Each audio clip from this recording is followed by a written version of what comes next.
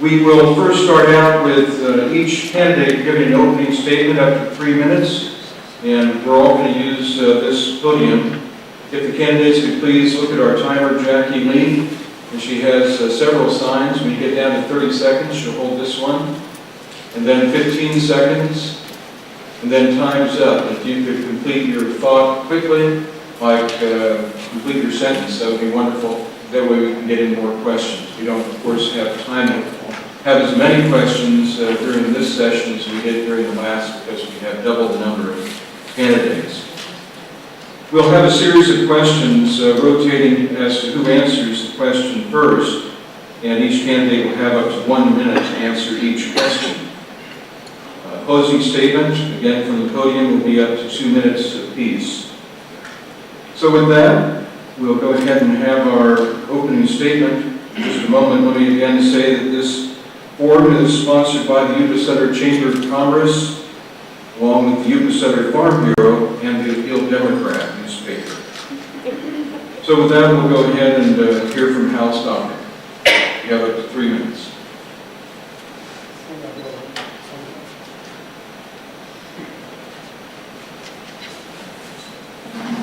Hi guys, I'm Hal Stockton, I'm the old-timer on the Board of Supervisors. I want to thank the Chamber of Commerce and the Farm Bureau and the Appeal Democrat for having this forum tonight. And thank you all for showing up. I've been on the board for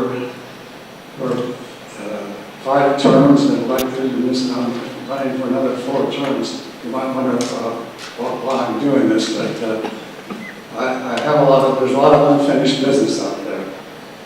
And I just can't leave the problems the way they are as long as I can contribute something to solving these problems. The one power that the Yuba County Supervisors have is land use.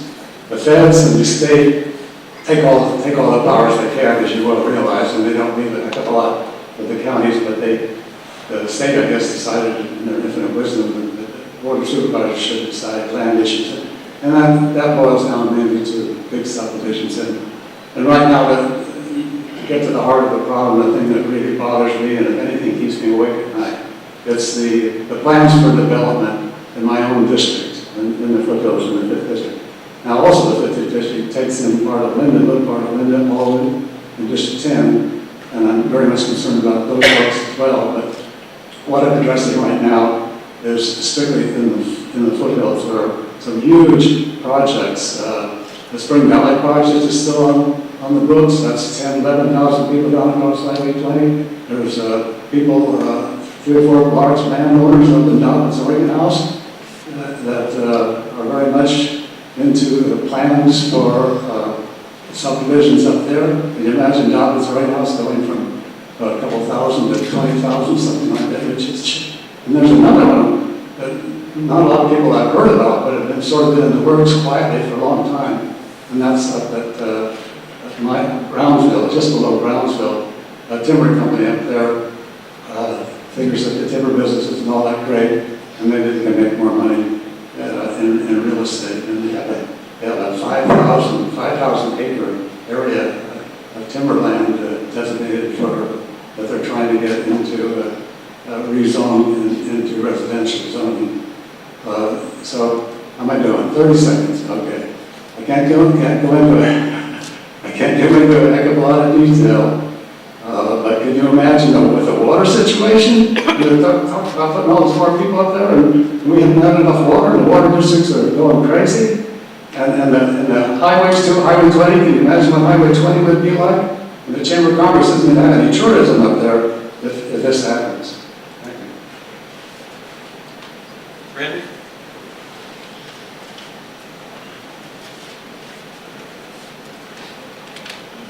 Good evening. You'll have to excuse my voice. I'm trying to get over bronchitis, so as long as I don't get an attack here, we're in great shape. I need to ask you a question. How many people here are from the 5th District in Yuba County? And of that, how many are undecided as to who they're voting for? Okay. Did I see an arm go up? One? Just one. That's the person I'm looking for. The rest of you can take a break if you'd like and have coffee, and we'll be discussing a few issues. For that one person, a little bit of my background. I've been in this community, both Yuba and Sutter County, since 1962. I've spent in one capacity or another with the Yuba City Police Department about 20 years. I've been a small business owner about 34 years, a small farmer about 15 years. I've been in the insurance business and have clients both throughout all districts and Sutter County. So I have a pretty good idea of what goes on in our communities. Is my time up? Oh no, I'm sorry. Sorry. Your job tonight is to pick, if you can, the team player you want to come on this board. It takes 5 people to make decisions. And you get to pick for this district. So pay close attention, and let's see if we can answer some of your questions. Thank you. John?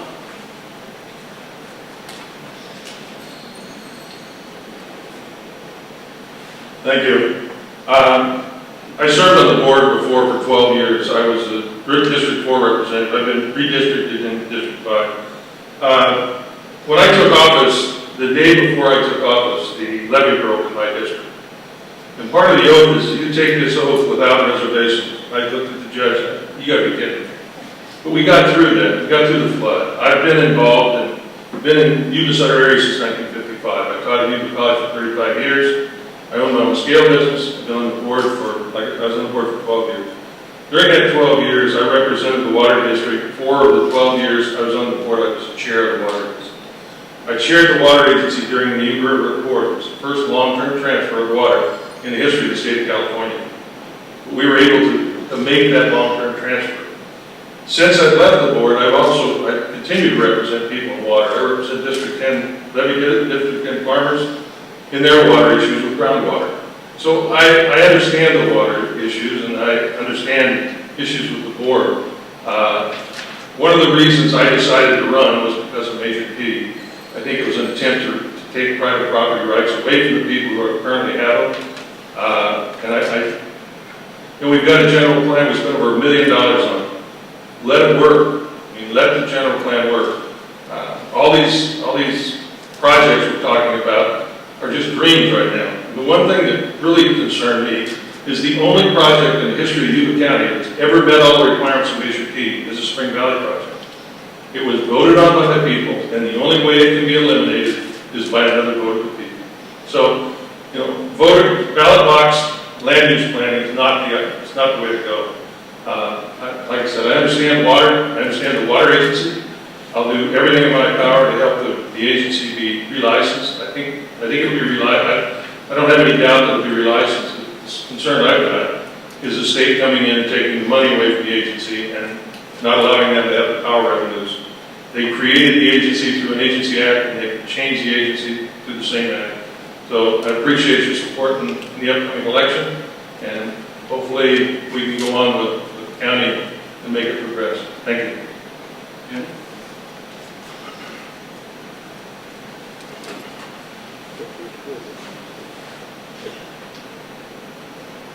Good evening, everyone. My name is Jenny Cavaliere, and I am a cattle rancher, a farmer, and a small business owner.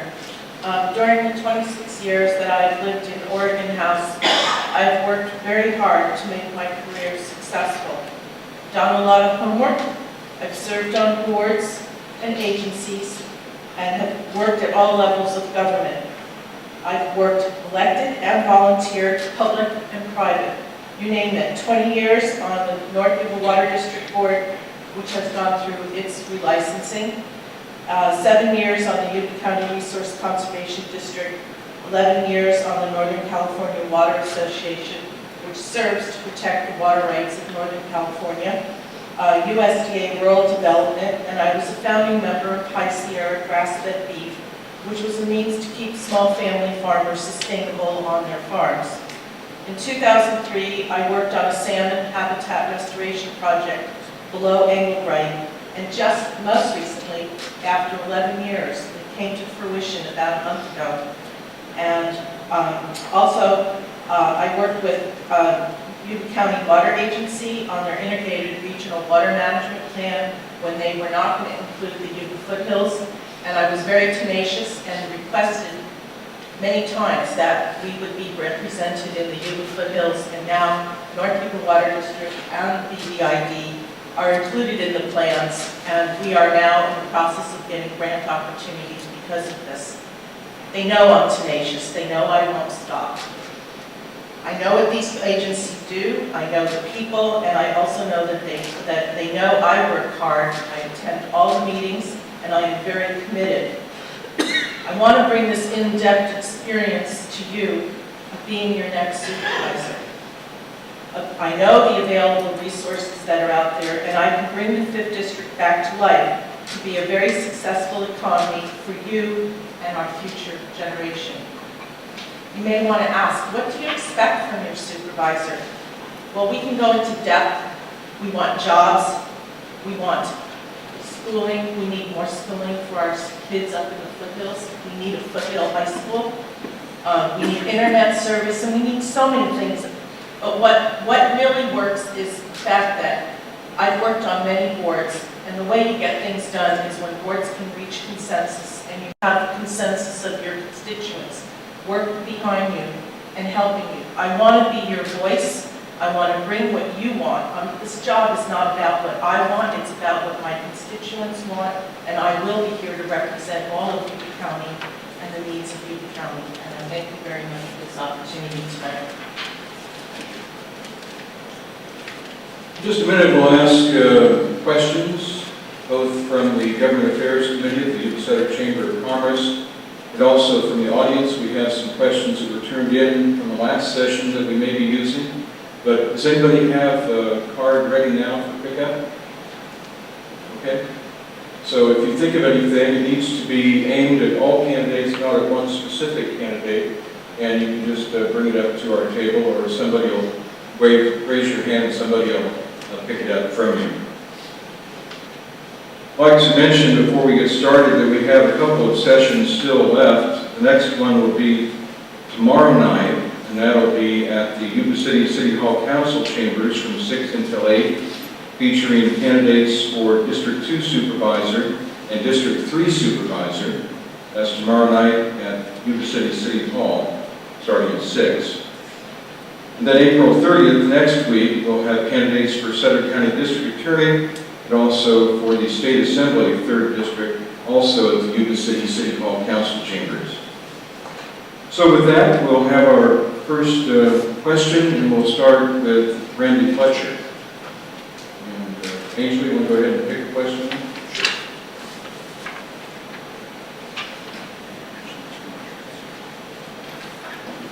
This is from the audience. Actually, we had a couple in this topic from the audience. And what I'd like to just remind all the candidates is, and Randy, even if it's just one, remember that this is going to be filmed, so people will have an opportunity to look at it later, even more than just that one that might be undecided. And they're looking for answers. They're looking to see if you actually have a solution. Do you have some plans? And so I urge you to answer those questions that especially the ones that the audience have, with that in mind. So one of the things that's occurred recently is that Sacramento County put a ban on growing marijuana outdoors, instead now require that medical marijuana grows be indoors. Would you support this type of ban, and how would you, in fact, what types of regulations do you see this county doing when it comes to medical marijuana or marijuana in general? I think I heard the entire question. Would I support a marijuana ban, or how it should? So So Sacramento County has a ban on growing marijuana outdoors. So they're required, if they're going to grow it for medical marijuana, they have to grow it indoors. And I believe the reason for that, and a number of the meetings that I've had around the county is there's a lot of concern about the odor that spreads throughout a community. And even within the ordinance that's currently on the books, the larger the parcel, then the more you can grow. So that's supposed to give you some separation in there. As far as supporting that, I would support it if it's a problem to a community that you have odor. I personally have never smelled it, but I've been told repeatedly that it's a lot like a skunk next door, and that's a problem. So if you're going to grow skunks next door to my house, I'd like you to keep it indoors and not interfere with my lifestyle, and I suspect that most everyone in the community would support that as well.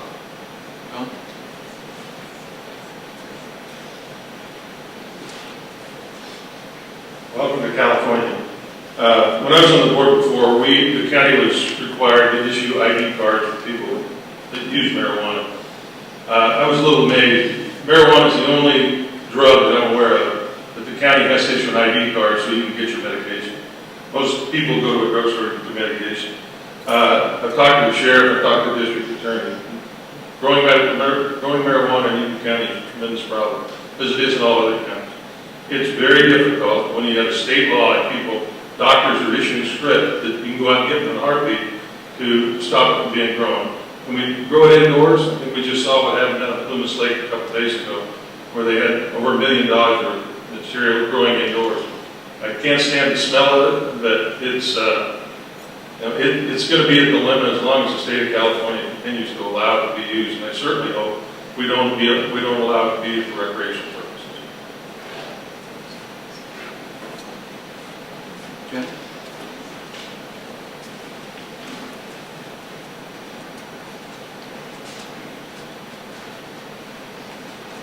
I remember being in this room when there was the supervisors were listening to people before the ordinance was passed, and I made a statement and a testimony that my late husband died, and when he was very ill, and prior to his death, his doctors from UC Davis did prescribe medical marijuana for him because of his severe pain and stomach problems. He did get his medical marijuana from a pharmacy. It was dispensed by a doctor. As far as medical marijuana goes, I would support the growth of marijuana as long as they follow all the rules. But what I do not support and do not like is what has been previously said is the odor. But more importantly to me, because I'm passionate about our water, is the water quality and the contamination of our water with medical marijuana or any marijuana that's being grown in the foothills because of the intense amount of fertilizers and pesticides and herbicides that are used. Al?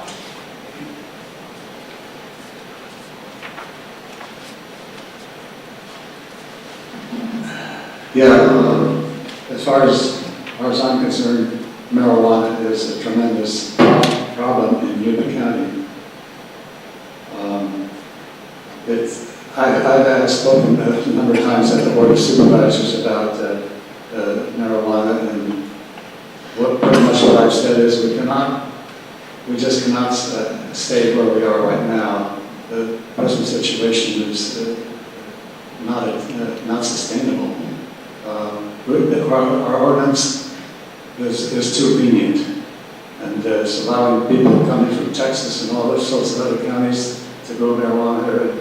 I'm not too worried about few people on the pistols marijuana, but there's too much criminal activity involved, and we've got to do something. I don't know if we follow Sacramento County or what county we follow, but the sooner we change our ordinance, the better. Okay, thank you very much. And our next question will start with Don Schrader. Beale Air Force Base has a payroll of about $460 million annually. Outside of Beale, the county's private and government payrolls amount to about $480 million. what can we do to assure that we can keep Beale Air Force Base here and to increase missions? As you know, our reconnaissance missions are up in the air regarding their futures.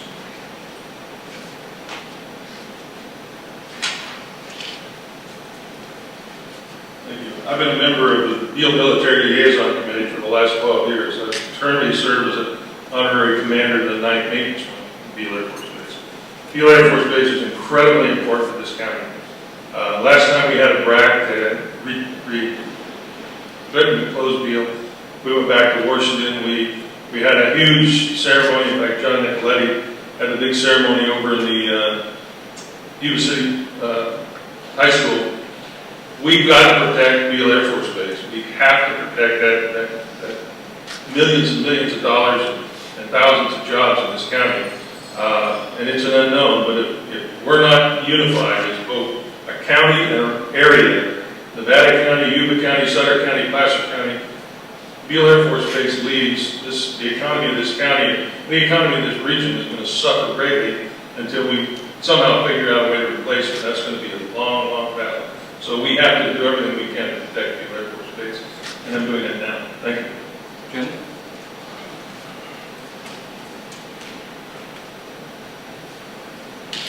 I want to thank Don for what he's been doing because I really respect that. I agree that Beale Air Force Base is one of the largest employers in our area. I do know that they are increasing housing and facilities on base, so hopefully that's a good sign that they're looking at the increase in jobs and people coming in for the new programs that they have going. But I absolutely agree that we must do everything possible to protect Beale Air Force Base and make sure that we do not lose that wonderful source of protection for our area, source of jobs and revenue that the county and the region needs. Thank you. Mel?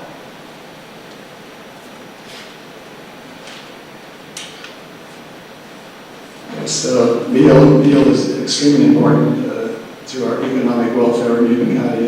It's the second most important economic asset in the county, bringing in somewhere $600 million, $700 million to the local area. You all probably know the first most important economic asset in Yuba County is agriculture. It's the only bigger business that we have in Yuba County. So what can we do to protect Beale? Well, the biggest thing we did to protect Beale was to get rid of that subdivision out there, Yuba Islands, which threatened Beale with encroachment a few years ago. It was a little difficult, but we finally, the people voted and got rid of that project. So Beale is in an excellent position to survive another BRAC, and I'm assured there will be another BRAC before too long. But we're unencumbered, we're remote, and that's what they like about their bases.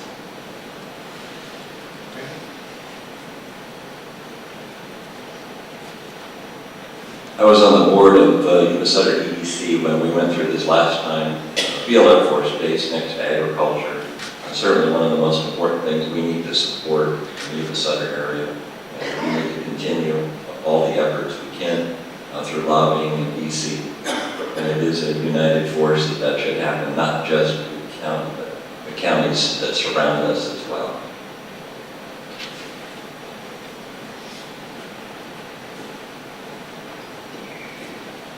Okay, every time we have a campaign, every candidate says they want more jobs. You see it on their signs, you hear them talk about it. But a lot of times that's just another campaign topic and not much changes. Do you have some real ideas in mind that you think you can bring forth that will help facilitate more jobs in Yuba County? Jenny, we'll start with you.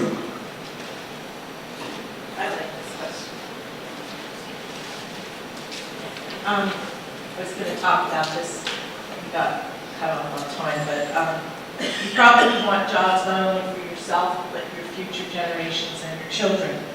We have seen Yuba County in the last 25 years of exodus of young people leaving our area to find jobs elsewhere outside of Yuba County.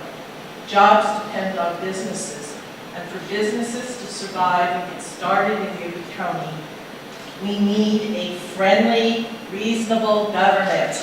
Supervisors that are ready to listen, and be prepared to be flexible. And to get this, we need supervisors that are willing to work with staff and staff to work with supervisors to try and help lighten the load on some of the fees and the regulations. We all talk about wanting to bring businesses here, but businesses cannot survive in Yuba County. I've talked to counties all over the region, and we need to really look at what we're doing downtown in this building right here and help get businesses to be more friendly, and the staff and the supervisors working together to make the regulations a lot easier for the businesses to make sure so we do have jobs. How?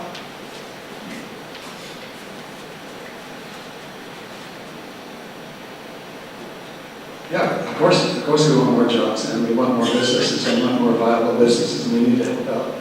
Actually, it's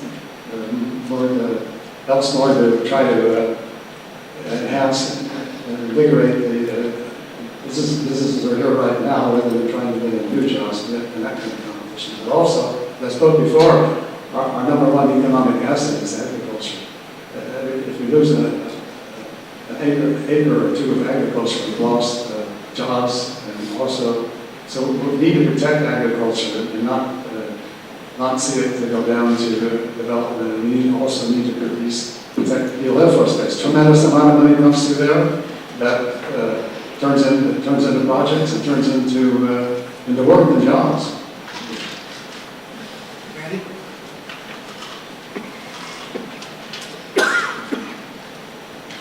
Business-friendly environment that pretty much says it all to get things started. We've got to create that. If we do, we will attract others, and we can grow.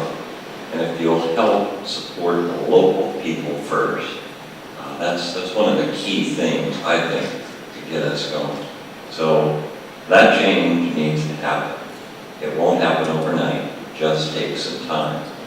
But it's got to come from the top down. So the board has to send that message loud and clear that that's where we're heading. I'd also like to see some of the non-impact fees eliminated. We'll look at that as a board. Remember, it's only one individual you're talking to tonight, but I think as a board level, that is a possibility.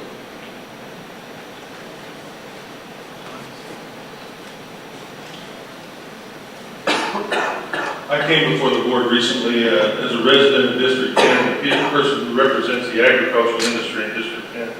District 10 currently has 22 major agricultural businesses located within the confines of the levy in District 10. The levies were recently condemned, so those 22 businesses that employ hundreds of people, 40,000 tons of dry prunes, rice, kiwis, walnuts, are now on a floodplain.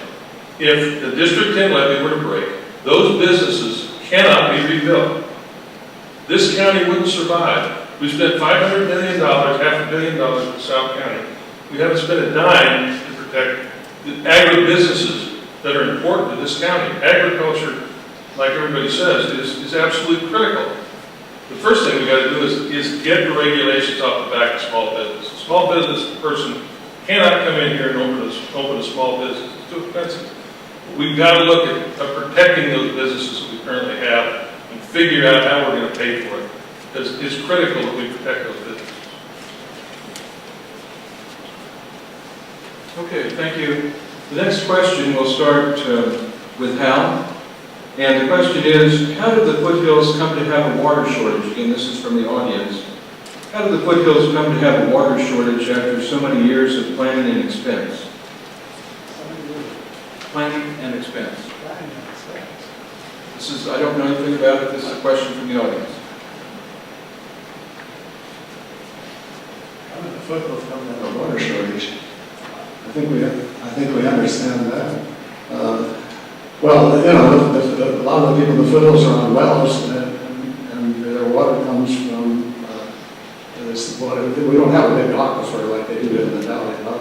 The water for the wells comes through water seeping down in the cracks in the rocks, and who knows how long that water's been there.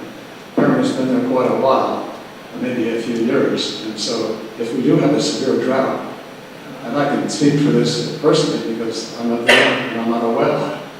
So, but if we have a sustained drought, I imagine that the wells would go down severely. And there are, well, some of them are going down already. Randy?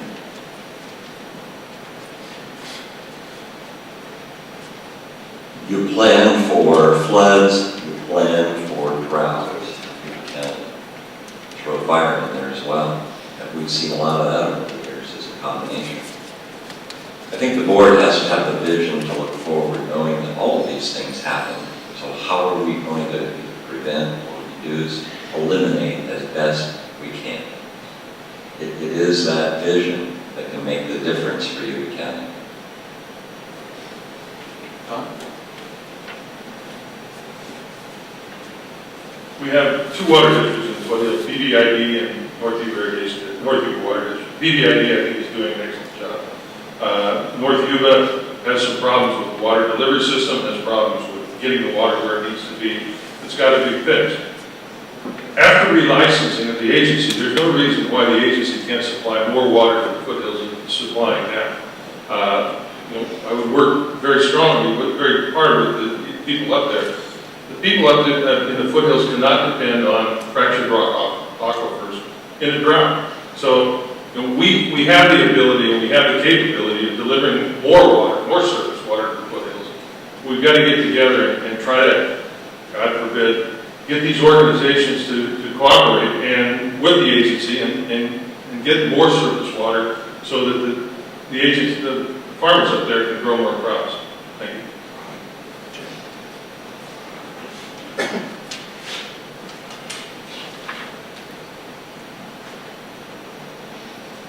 We are in the most severe drought right now that this area has ever experienced. And when you look at the drought maps of the state of California, right here is the red hot orange area. We are in the worst drought right here in Northern California, Yuba County, Sutter County, Placer County area. The two water districts up in the foothills are BVID and North Yuba Water District.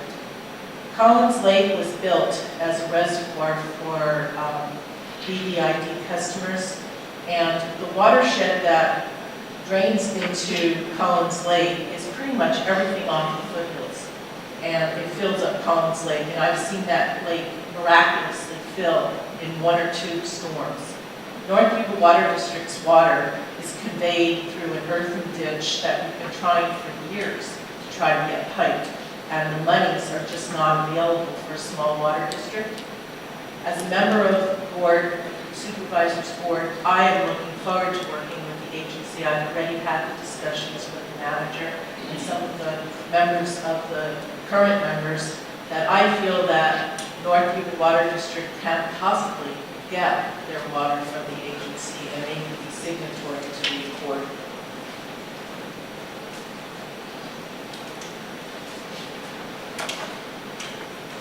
This question from the audience. How do you feel about having a large development up in the foothills? And Randy, we'll start with you.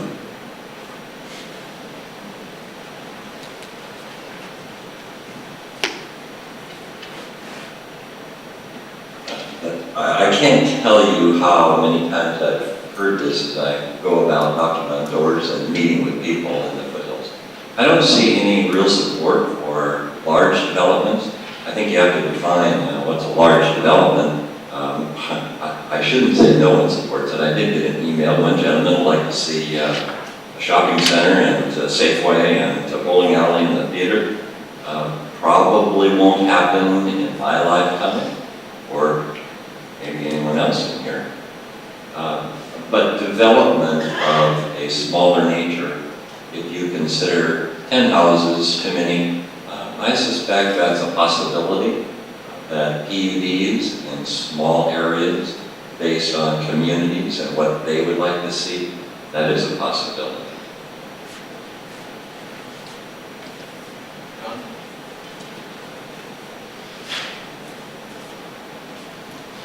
There are old developments, Spring Valley's 20 years old, over 20 years old. Like I said, it was approved by a vote of the people.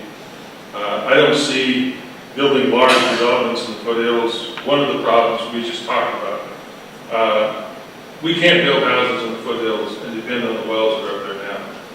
We're going to see this summer, and we're already seeing wells go dry. People are going to be living in houses, trucking in water. So if you're going to have a development up there, the first thing you've got to make sure that you do is, number one, you have a water system, and number two, you have a sewer system. The idea is to put in a septic tank and it all goes away is absurd.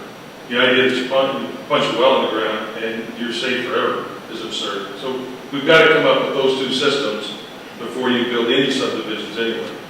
Thank you.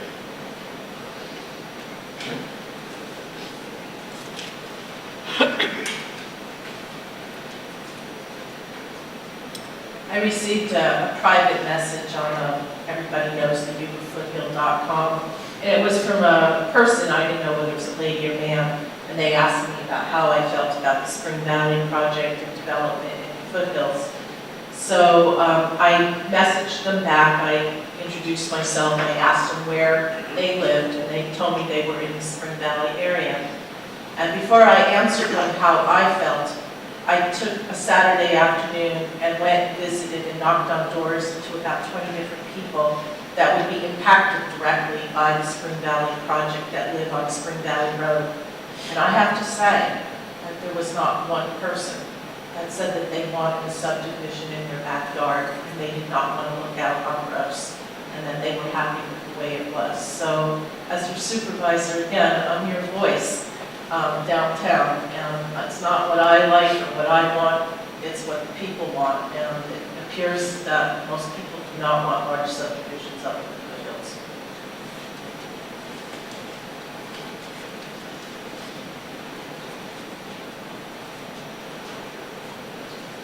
And my experience is a little bit like that, Jenny. I do a lot of surveys, and not too long ago I did a survey among the voters in Browns Valley in Loma Rica and asked them whether or not they like the Spring Valley. I described the Spring Valley projects because a lot of people don't know what it is. It's 20 years old. But after I described it, I got 88%.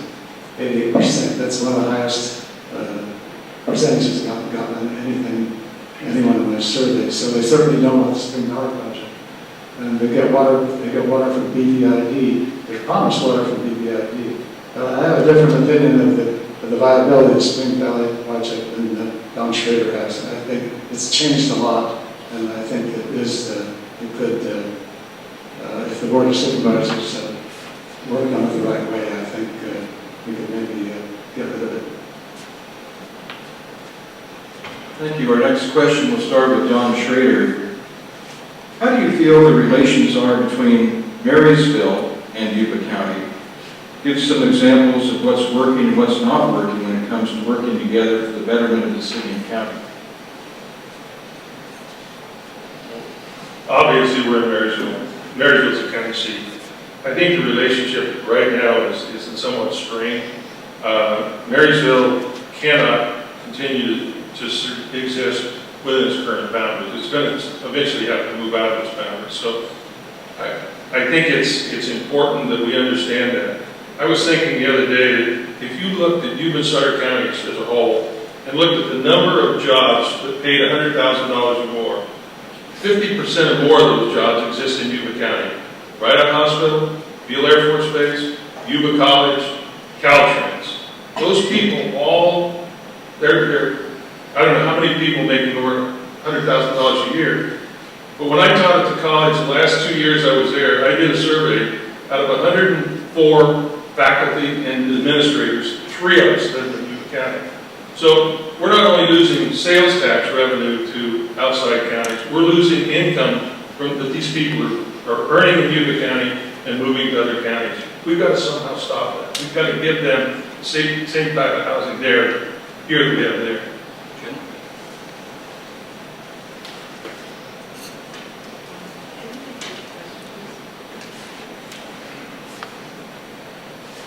How do you feel the relations are between Marysville and Yuba County? Give some examples of what's working and what's not working when it comes to working together for the betterment of the city and county. Again, I just have to go by experience and living here for 26 years. When I first moved here, I found that Marysville was a bit more vibrant than it is right now. There were more small family businesses. And since then, they've all gone to bigger package stores that no longer are in business. So I think that in order for Marysville and the county to work together and to bring vibrancy and economy to both the city of Marysville and to the county as well, I hope that we look at jobs. We do have the large businesses like Yuba County College and the hospital, the old Air Force Base, but for the majority of the people working here, I hope we can help promote smaller family businesses and more local, and have people support local small family businesses. I think that's the key, is to support and quit going across the river. Thank you. Al?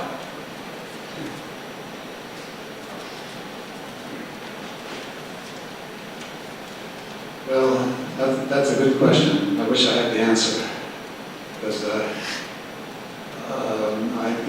from what I read, Marysville is in a very bad situation. I think that the county government is better off. The county government has come through this terrible depression relatively well.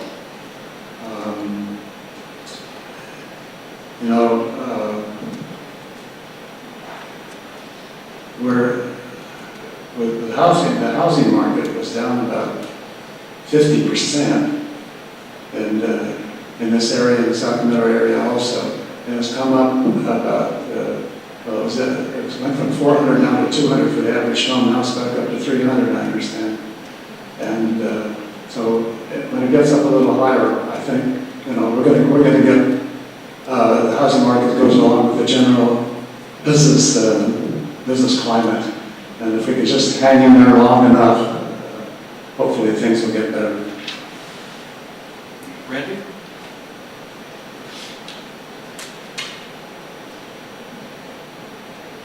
About a year ago, give or take a little now, was the bounce back committee that started with Marysville. And I volunteered to sit on that board, to work with Marysville, and keeping in mind it's obviously the county seat. If Marysville fails, it's kind of like Yuba County failed. I think it's critical that we support, as a county, the city, and make this thing come together. There's issues, there's always issues, but I think there are plenty of opportunities in this situation as well, and I think it worked its way out. I feel that we have a great representative from the board that represents Marysville very well. Don?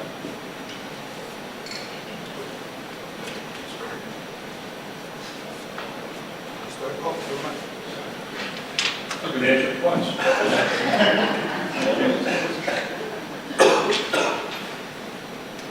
Sometimes twice as nice.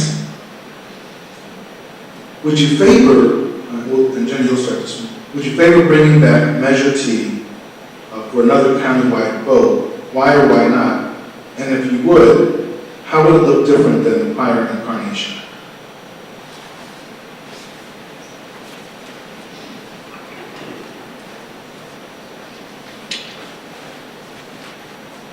No, I would not favor bringing Measure T back on the ballot.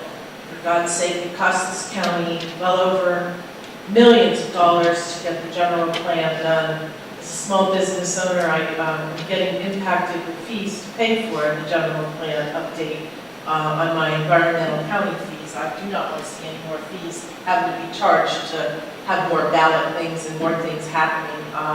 I think the voters clearly stated how they felt about Measure T, and our general plan takes care of it, and now the county is working on the health and safety codes and updating those, and hopefully that's, from what I understand from planning, that's going on right now and through the summer. So no, I do not feel that we should even consider bringing Measure T back on. Al?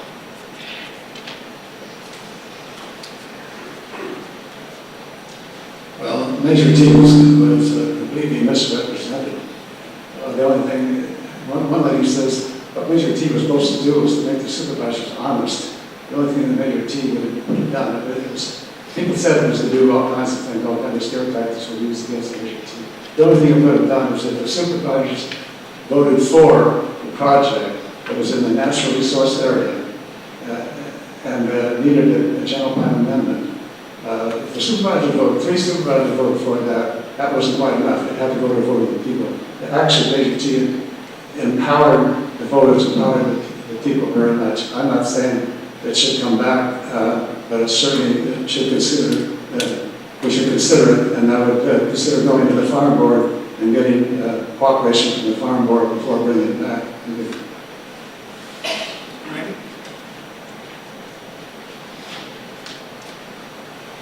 No, I can tell you, I definitely would not support Measure T. Both Don and I worked on a committee to stop it as best we could, and we're able to get that information out and support it written. And I'll do it again. This time might even be a little harder than last time. Don?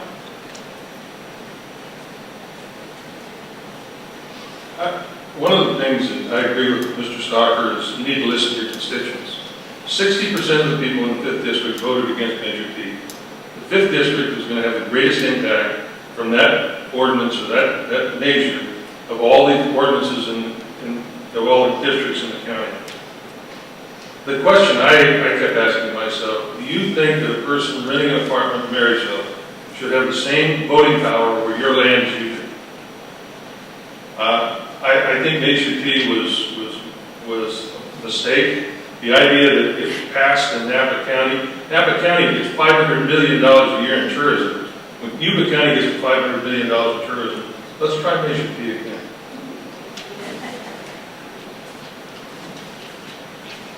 Okay, this will be our final question, then we'll have our closing statements, and we'll start with Hal Stocker on this one. What is Yuba County not now doing that could boost the number of businesses moving into the county, to provide more jobs and a larger tax roll? Currently, the official unemployment rate for Yuba and Sutter counties combined is pegged at 16.1% and more than 20% when you factor in those that have quit looking for work over the past few years.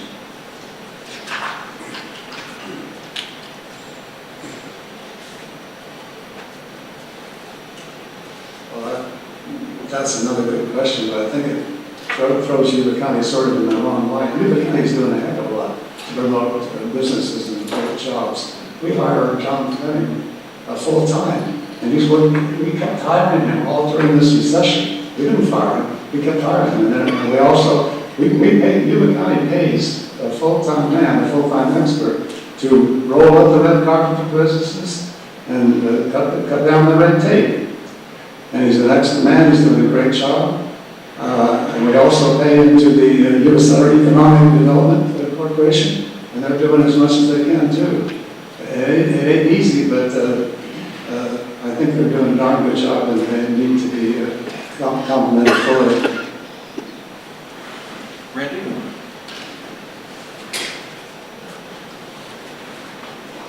I think we said earlier, if you want to grow, you're going to have to be business friendly. We are not business friendly. If you've gone through the system, I've gone through it several times, you just give up. And guess what happens? You work around the system. So, things need to change. They need to change some attitude. The message comes from the board down to management, and it will make a huge difference. John? One of the biggest problems facing Yuba County right now is the transportation system. Within the next 20 years, Yuba County will have 4-lane highway from downtown Chico to the county line. Within 20 years, you'll be able to get on a 4-lane freeway in Chico and drive to the Mexican border except for 12 miles of Yuba County. 12 miles of unsafe highways now, Highway 70. Highway 20, Nevada County has rebuilt that road down to our county line. We haven't done anything. We've got to work with SACOG, with transportation authorities, and get these projects underway. You want to know what's the matter with Yuba County to be able to bring business in? drive down East Street sometime and try to drive from here to Marysville, here to Yuba City, and stop at 22 stoplights. I brought a business in, they looked at the stoplights and said, we're not gonna locate here. Our trucks can't take that much time to get through town. We have to get a Marysville bypass built, at least around the periphery of Marysville, and we've gotta be able to get these highways fixed in order to attract businesses, to bring businesses here, instead of letting, when Caltrans is all done, what you're gonna have is a smoother surface on which to park away from stoplights and change. Jen?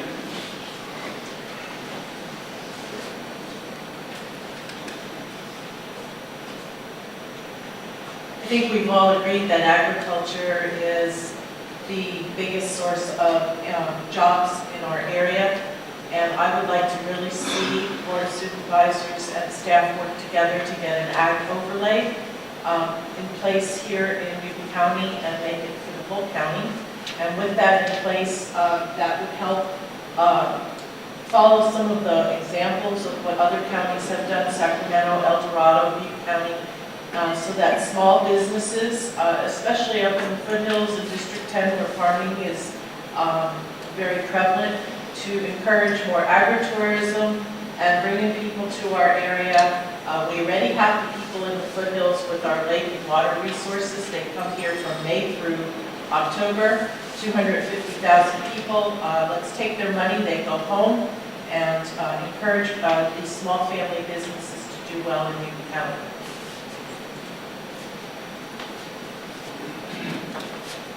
Okay, we thank Cal Stalker, Randy Fletcher, Don Schrader, and Jenny Cavaliere for being with us this evening, and let's have a big round of applause for all.